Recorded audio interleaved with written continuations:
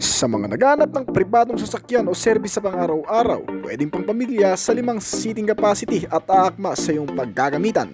Ang Toyota Motor Philippines ay naglabas ng siyam na mga modelong pwede mong pagpilian. Matitipid sa gasolina at medyo afford ang halaga, mas convenient at di kalidad pa. Ano pa nga bang hanapin mo sa mga modelong ito kung pati ang mga advanced safety at security features ay meron na din ang mga ito?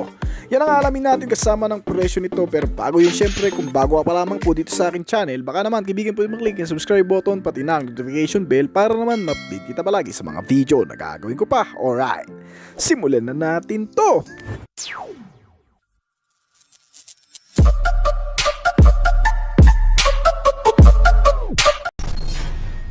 Toyota Race. Ang Toyota Race ay ang pinakabagong entry ng Japanese brand sa 5-seater subcompact crossover o SUV sa market. Ito ay may angular styling na angkop sa isang sporty crossover at available na may dalawang opsyon sa makina. Ang una ay pinapagana ng isang natural aspirated na 1.2 liter at ang pangalawa naman ay isang turbocharged na 1.0 liter na parehong may 3-cylinder na format. May manual na transmission at mayroon ding mga naka-automatic transmission. Ang maximum output nito ay umaabot ng 87 to 97 horsepower at 113 to 140 Nm ng torque. May katamtamang bilis lang din sa kalsada at may katipiran sa konsumo. Ang fuel tank capacity nito ay 36 liters at kayang ubusin sa loob ng 570 km. Pinagmamalaki din ng Race ang ilang pangunahing tampok mula sa Toyota Safety Sense suit. Ang Toyota Race ay isang crossover na perpekto para sa mga batang profesional na naghahanap ng kanilang unang kotse o para sa mga naghahanap ang hindi ganun kalakihan ngunit tama lang sa pamilya na may 4 to 5 member. Toyota Race standard ay may mga pangunahing safety features kagaya ng ABS o anti-lock braking system, vehicle stability control, hill start assist, at isang immobilizer system for security. Meron ding reverse sensor, driver and passenger airbags. Ang mas mataas na variant naman ito ay nakakuha ng karagdagang side at curtain shield na mga airbag kasama ang reverse camera. May alarm din ito, clearance at back sonar para sa harap at likurang bahagi nito. At isang advanced safety sense na blind spot monitoring system at rear cross traffic alert. Dito sa bansa, nagkakahalaga ang kabuuang presyo nito ng 755,000 hanggang sa 1,070,000 pesos. Toyota Hilux. Ang Toyota Hilux ay isang pick-up na ang pangalan ay kilala sa buong mundo para sa pagiging isa sa pinakamahirap at maasahang workhorse para sa anumang gawain. Mula 1968 hanggang ngayon, ang Hilux ay umani ng maraming papuri sa iba't ibang bansa. Salamat sa pagiging maaasahan nito, ang Philippine Iteration ay may kasamang pinahusay na hitsura sa nakarang henerasyon, pati na rin ang powerful na mga opsyon sa makina nito. Ang midsize ay isa sa pinagkakatiwalaang sasakyan na maaasahan kung panghakutan, pangnegosyo pati na rin sa mga terrain, mababato at matutubig na kalsada. At ito ngayon ay pinalilibutan din ng mga bagong at modernong kagamitan mula sa physical na estilo at disenyo ay makikitaan mo talaga ng pagiging matatag. Dito sa bansa, kabilang ang pinakamababang variant at ang pinakamataas na variant nito ay talagang makakasulit ka. Pinapagana ito ng alinman sa 2.4 liter o 2.8 liter diesel engine inline 4-cylinder 16-valve at dual overhead camshaft na makina. Ang Toyota Hilux ay may pagpipilian sa 4-wheel at sa front-wheel drive. May automatic nito at manual pero pare-parehong naka 6-speed ang variable transmission. Kayang gumawa ng 148 to 201 horsepower at 343 to 500 Nm ng torque. Kaya ang kabuang bilis nito ay umaabot din ng 175 to 180 km/h. Ang ilan din sa mga pangunahing angkop sa modelong ito ay ang matitibay na chassis frame pati mga suspensions mula sa harap at likod. May malawak na rear cabin para sa ilang mga gamit o bagahe, pati ang mga ilaw na magbibigay liwanag kaligtasan sa madidilim na kalsada. Ang pinakabagong update nito ay biniyayaan din ng mga advanced na safety at security features kabilang ang lane departure warning, pre-collision system, ADAS o Advanced Driver Assistance System, may hill start assist, rear camera, ABS, electronic brake distributor, vehicle stability at marami pang iba. May kasama na rin itong anti-theft alarm, immobilizer system, central locking at power door lock para naman mas mapaigting ang seguridad ng sasakyan. Dito sa bansa, ang kasalukuyang presyo nito ay umaabot ng 879,000 sa pinakamababang variant hanggang sa 2,186,000 pesos sa pinaka-top variant naman ito. Toyota Corolla Cross. Ang Toyota Corolla Cross ay dumating sa Philippine automotive market na may dalawang klaseng variant, isang standard at hybrid. Batay sa Toyota Corolla Altis, ang bagong crossover ay nagdadala ng mas mataas na antas ng ground clearance at mas maluwag na interior base para sa 5 pasahero at 2 available na powertrain option. At tulad ng katapat nitong sedan, ang Cross ay pinapagana ng 1.8 liter natural aspirated gasoline engine at ang isang klase naman ay isang 1.8 liter na hybrid power plant. Ang parehong mga makina nito ay 1.8 liter na gumagawa din ng parehong naka-CVT na transmission at eksklusibong nagpapadala ng power output sa front wheel drive o front wheel nito. Base sa performance, ang standard variant nitong Cross ay gumagawa ng 138 na horsepower at 172 Nm ng torque, habang ang mil ng hybrid variant ay gumagawa naman ng maximum output na 71 horsepower hanggang sa 97 na horsepower at may maximum torque na 142 Nm. Bagamat may kabagalan ito kumpara sa standard variant, ay mas matipid naman kumonsumo ng gasolina dahil yan sa synchronous motor with permanent magnet at ion battery na kung saan madalas electric na lang ang nagpapagana dito. Kaya naman ang fuel consumption nito ay umaabot ng 25 km per liter. Siyempre ang modelong ito pagdating sa mga features sa interior, kung ang hybrid variant nito ang bibilhin mo, makakakuha ka ng mas kumpletong detalye ng mga features gaya ng 8 inches na infotainment system, the Apple CarPlay at Android Auto na rin. May voice control system, kasama rin ang 6 na speaker nito, may smartphone at Bluetooth connectivity at the touchscreen pa. May kasamang mga advanced safety sense gaya ng rear cross traffic alert, blind spot monitoring, ADAS o tinatawag ding Advanced Driver Assistance System. Meron din itong hill start, day and night rear view mirror, mga parking sensor at marami pang iba. At isang Toyota Vehicle Security System, may central locking, anti-theft alarm at anti-theft device, engine immobilizer at power door lock na rin. Mga makabagong sistema na tiyak makakatulong sa pang-araw-araw para mas mapalawig ang kaligtasan at seguridad. Mabagay din sa mga taong naghahanap ng isang mas mataas na 5-seater kumpara sa ilang sedan type model. May dalawang variant na pagpipilian mula sa kabuuang presyo na 1,312,000 pesos hanggang sa 1,844,000 pesos naman ang hybrid variant nito. Toyota Yaris Cross. Ang Toyota Yaris Cross ay isang subcompact crossover SUV na ginawa ng Japanese automaker na Toyota. Ito ay kabilang sa pamilya ng Yaris at idinisenyo upang magalok ng isang magandang timpla ng versatility, kahusayan at urban-friendly na modelo. Bilang isang subcompact na crossover, ito ay tumutugon sa mga driver na naghahanap ng isang practical, high-upgrade, improved reliability at maneuverability na sasakyan para sa mga komportableng pagmamaneho sa lungsod na may dagdag kakayahang pangasiwaan ang magaang na mga pakikipagsapalaran sa labas ng kalsada. Sa madaling salita, ang Yaris Cross ay para sa mga taong nagnanais ng mga high-riding na katangian ng mga crossover tulad ng Corolla Cross na nauna rito, ngunit gusto ng medyo mas maliit na sasakyan. Pinapagana ito ng 1.5 liter gasoline engine inline 4-cylinder 16-valve dual overhead camshaft na makina at may permanent magnet synchronous motor para sa top variant nito na gumagamit ng electric power.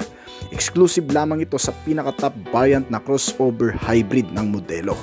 Lahat ng klase ng Yaris Cross ay gumagamit din ng isang CVT at gearbox na variable speed, pero magkakaiba ang power output na nagagawa gaya ng standard variant nito na gumagawa ng 105 horsepower at 6,000 RPM at 138 Nm ng torque sa kada 4,200 RPM.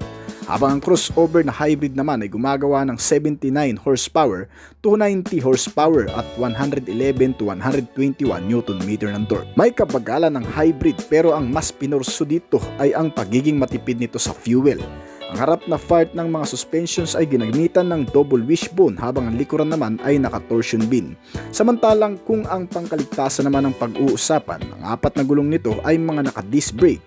para mas mapatibay ang kapit. Tinamahan ng mga anti-lock braking system at brake assist, kabilang na rin ang ilang sa mga advanced safety sense gaya ng free collision, automatic safety sense, speed sensing door lock. May pangkaragdagan din na bago gaya ng lane tracing assist na nagmamonitor sa posisyon ng sasakyan. Kasama rin dito ang lane keeping assistant na nagpapanatili naman sa sasakyan sa loob ng linya sa kalsada. At isang Toyota Vehicle Security Sense, isang makabagong sistema na inilagay na ngayon sa mga bagong modelo ng Toyota na kung saan mas napapanatili ang kapanatagan sa pangsiguridad na pamantayan. May kasama na rin itong 360 camera, bagamat may 5-seater lamang ang modelong ito, ay hindi rin nawawala ang blind spot monitoring, hill start assist, vehicle stability, napakaraming airbags kasama ang mga parking sensor at marami pa. Ito ay mas kumpleto sa iba pang mga variant. Ang lahat ng mga klase, pati sa pinaka low-end variant ay nakakuha din ng pare-parehong 10.1-inch na infotainment system. May kasamang mga connectivity, Apple CarPlay at Android Auto na rin. Pinagandang audio sound, mas cool na rin dahil sa auto climate control ng aircon system nito. Kabilang din sa mga features nito ang mas pinalawig na security sense, with power door lock, immobilizer system, mga anti-theft device at marami pa. Ang kasalukuyang presyo nito ay nagkakahalaga ng 1,199,000 pesos hanggang sa 1,598,000 pesos sa top variant na hybrid dito sa bansa. Toyota Corolla Altis. Ngayon sa ika-12 henerasyon nito, ang bagong Toyota Corolla Altis compact sedan ay nakakuha ng mga modernong aesthetic style at aerodynamic. Pinausay ng mechanical specs at interior na mas komportable at nauuso.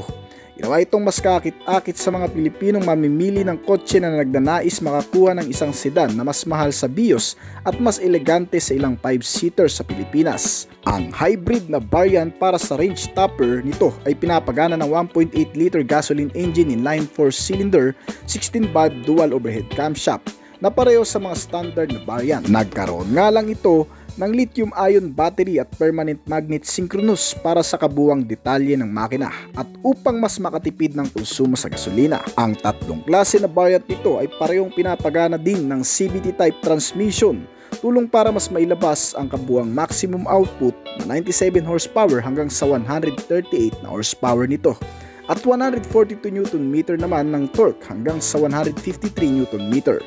Tumatakbo ng hanggang sa 175 km/h. Sobrang tipid talaga sa fuel dahil itong modelo ay kumukonsumo ng 24 km/L. At sa loob, ang itim na interior ay kinukumpleto ng asul na ilaw at chrome accents sa external attire, na may mga kasamang digital na display panel gauge na pumupuno sa cabin para sa isang modernong itsura. Isang infotainment system din na makikita mo at mga audio sound system ay may kasama rin. Available sa modelong ito ang naka-leather upholstery na mga upuan sa nangungunang hybrid na variant nito at sa isang V na variant din. 5 tao ang mag-i-enjoy sa musika sa pamamagitan ng 6 na speaker. Kasama rin ang Apple CarPlay at Android Auto, touchscreen ng monitor at may DVD player pa. Hindi rin nawawala ang voice control at mga connectivity dito habang pinapanatiling komportable ang mga sasakay sa lakas ng naka-auto climate control na aircon system. At habang nasa biyahe ay pinalilibutan din ng mga safety sense ang kabuang modelo, kabilang ang mga airbags, ABS na may electric brake assist. Kasama rin ang mga advanced safety sense nito gaya ng pre-collision, automatic high beam, lane tracing assist, blind spot monitoring, hill start, mga parking sensor, child safety locks at marami pang iba. Bilang din sa modelong ito ang isang security alarm, mga anti-theft device, central locking, immobilizer system para naman sa pangsiguridad. At mas ligtas na pagsakay, ang modelong ito ay talagang masasabing bagong style at update ng pang-12 henerasyon nito. Mula sa loob at labas, makikita ang sedan klase na maraming nilalaman. Sa kasalukuyan ay nagkakahalaga ang kabuang presyo nito ng 1,135,000 pesos hanggang sa 1,730,000 pesos naman sa hybrid na variant ito. Toyota RAV4. Ngayon sa ika-5 henerasyon nitong modelo, nagtatampok ang RAV4 ng pinakabagong panlabas na disenyo ng Toyota. Nag-evolve ito sa isang crossover at nagtatampok ng mas mature at premium na disenyo na sinusuportahan ng Toyota New Global Architecture Platform. Sa pamamagitan nito, ang 2019 RAV4 ay nagtataglay ng mas pinahusay na mga sistema sa loob at labas. Mas makapangyarihan na aesthetics sa feel, gayunpaman sa kabila ng pagbabago, nananatili pa rin itong totoo sa pagiging isang mas advanced futuristic na sasakyan para sa mga tao, bata o matanda na tinatrato ang labas bilang kanilang pangalawang tahanan. Mas sporty ang itsura ng bagong disenyo ng 2019 RAV4 projects. Dala nito ang tinatawag na Toyota na cross octagon na estilo na pinagsama-sama ang isang malawak na hugis wedge na harap at isang hugis octagon na likuran. Sa harap ay may two-tiered upper at lower grille na makikita at ginagawang kakaiba sa iba pang mga modelo sa lineup ng Toyota crossover. Kasama sa dalawang bahaging grille na ito, ang upper at lower trapezoidal grille para sa mas agresibong front fascia, at sa loob, ang 2019 RAV4 ay nagtatampok ng mga elementong madaling gamitin, mas accessible at mas contemporary. Gayon din ang madaling maunawaang mga makabagong teknolohiya na nakapaloob dito, gaya ng instrument cluster na may isang 7 pulgadang multifunctional display na maaaring ilapat mula sa digital patungo sa analog display mode nito. Nagbibigay sa driver ng mas maaasahang impormasyon. Meron ding 8-way power adjustable driver seat na may memory at lumbar support para sa mas mataas na kalidad ng kaginhawaan. Mga adjustable seat na sinamahan pa ng mas malalamig na auto climate aircon system. Itong 2019 Toyota RAV4 ay pinapagana ng isang 2.5 liter gasoline engine inline 4-cylinder, 16-valve dual overhead camshaft na makina at may secondary engine fuel type na electric for hybrid variant.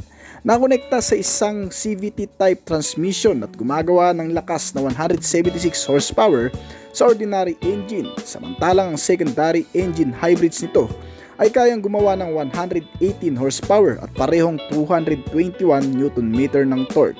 Ang kabuuang bilis ay lumalabas sa 150 to 175 km/h at may katipiran na konsumo na umaabot ng 20 to 24 km/liter. Ang mas nagpapaganda din dito ay ang 7-inch infotainment system kasama ang mga connectivity, Apple CarPlay at Android Auto. Sa mga internal activities, may 6 na speaker at voice control na rin.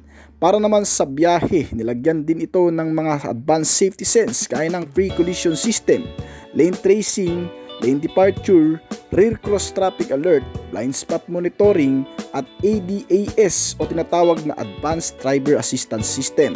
Kabilang din ang ilan pang kaligtasan na sistema nito gaya ng ABS, brake assist at iba pa.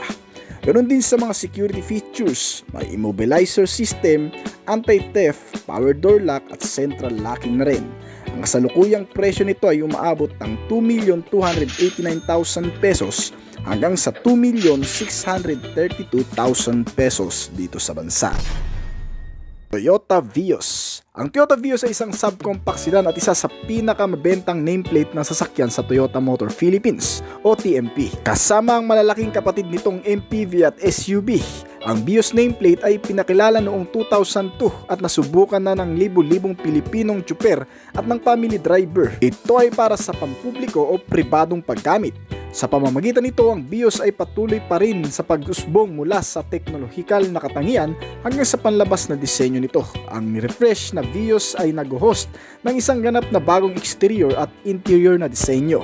Bagong style sa harap kasama ang mahahabang nakapikit na mga headlight at hugis teardrop na fog lamp vent at isang malawak na trapezoidal grille. Kahit na ang mga taillight ay nakaunat na bumabalot sa rear quarter panel nito. Nagdadagdag din ang TMP ng mga bagong variant ng Prime sa lineup nito na nilagyan ng mga accessories spoiler at iba't ibang design sa bumper mula nang magsimula ang pag-refresh sa modelong ito sa merkado ng Pilipinas. Pinalawak ng Toyota ang lineup ng Vios na may ilang mga bagong variant na abot kaya ang presyo tulad ng XE at XLE na parehong magtatampok ng CVT na kailangan para sa mga driver at traffic sa Pilipinas. Kasama ng mga variant na ito ang mga variant ng E at G na nananatiling pangunahing alok para sa masa sa lineup ng Vios. Pinapagana ito ng 1.3 hanggang sa 1.5 engine, naka 4-cylinder, 16-valve dual overhead na makina at nakakonekta sa automatic o manual na transmission nito.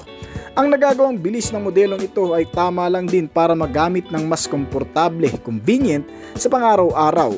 May mga kasamang safety features na rin para sa mas ligtas na pagsakay, kabilang ang vehicle stability, tire pressure monitoring para sa top variant, rear camera, ISO fixed child mounts at ilan pa sa mga particular safety and security features na meron ito. At dito sa bansa, may 9 na klaseng pagpipilian sa modelong ito at nagkakahalaga ng 696,000 hanggang sa 1,055,000 pesos depende sa variant na pipili. Toyota Wigo. Ang Toyota Wigo ay isang entry-level na hatchback na ginawa ng Toyota Motor Philippines para sa mga batang profesional na nakatira sa lungsod o sa mga naghahanap ng kanilang unang sasakyan. Mas madaling dalhin kung saan-saan lugar lalo na sa loob ng Kamaynilaan. Ang specific na size nito ay mapagkakasya mo talaga at isang sporty na front fascia, rear spoiler at ikatlong brake light ang mas kukumpleto pa dito. Ang Toyota Wigo ay nagpapalabas ng saya at excitement sa anumang anggulo. Kilala bilang Daihatsu, Ayla at Toyota Agya sa ibang mga bansa sa Asia. Patuloy na inaangkin ng Wigo ang trono nito bilang isa sa pinakamabentang kotse sa Pilipinas taon-taon.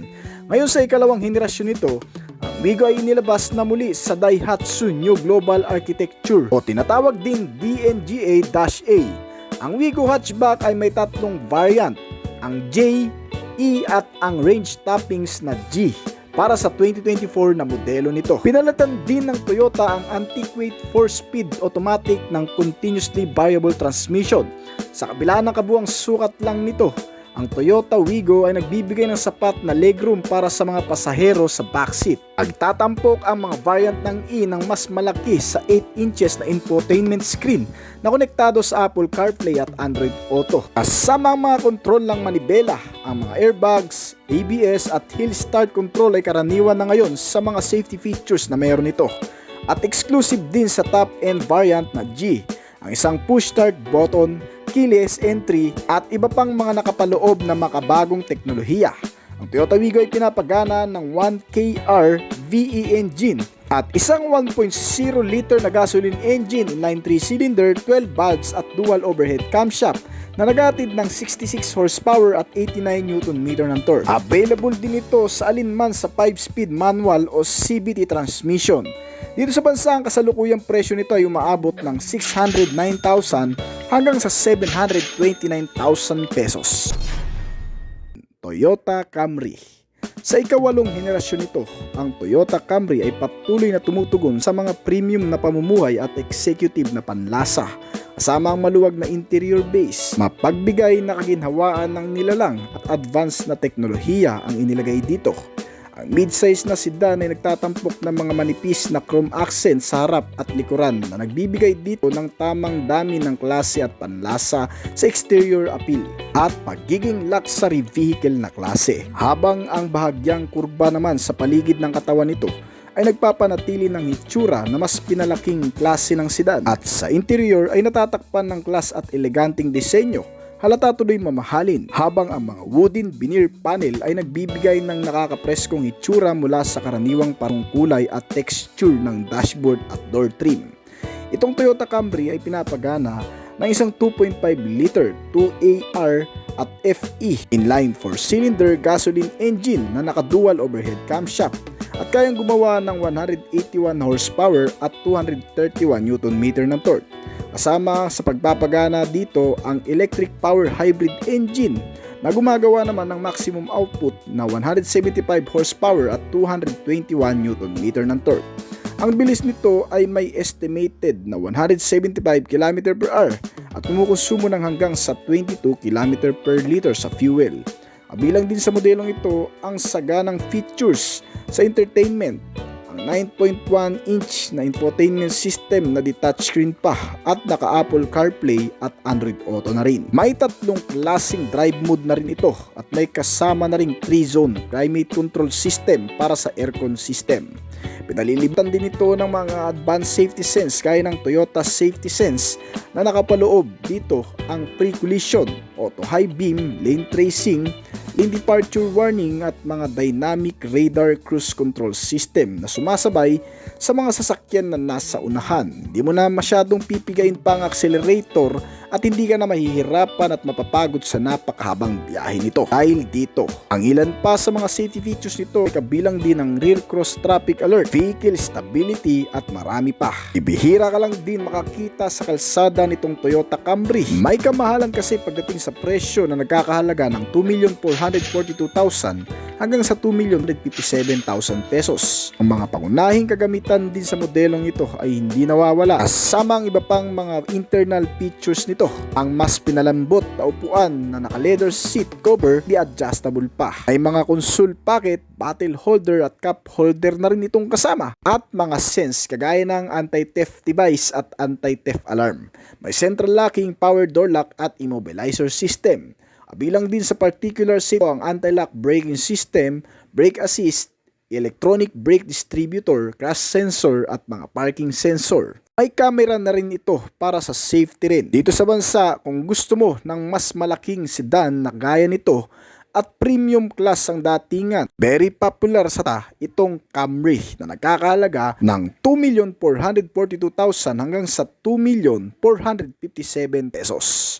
So siguro naman ay ang 7 hybrid vehicle ng Toyota Motor Philippines na narito na rin sa Pilipinas. So hanggang dito na lamang po siguro ang video, pero bago po tayo magtapos ay nais ko po munang magpasalamat sa mga patuloy na sumusuport at tumatangkilik at agawang palagi sa mga video na ina-upload natin dito sa ating channel. Marat po at shoutout po sa inyo guys. Ngayon kung bago ka pa lamang po dito sa aking channel, baka naman kaibigan pwede mo maklik ang subscribe button pati na ang notification bell para naman mapili kita palagi sa mga video na gagawin ko pa. This is Oblis Collection. Thank you!